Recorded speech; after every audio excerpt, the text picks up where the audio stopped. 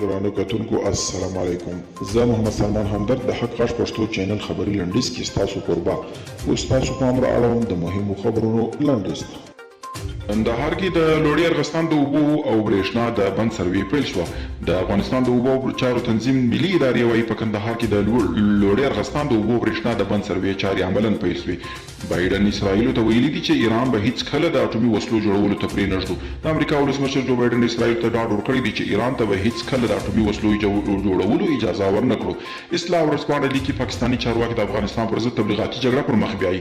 اصلاح ورځپاڼه لیکلي دي پاکستان د افغانستان جګړه کې مستقیم ښکیل دي او دغه هیواد چارواکي د افغانستان پر ضد تبلیغاتي جګړه هم پر مخ وړي چې دا د دواړو هیوادونو پر اړیکو منفي اغیز کولی شي او په خاطر کې د افغان حکومت مذاکراتي پلاو خپلمنځي غونډه کړې ده.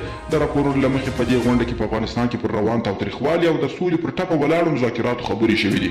افغان پلاوي ویلي تاوتریخوالي ډېرېدل د سولې خبرو ته زیان رسوي.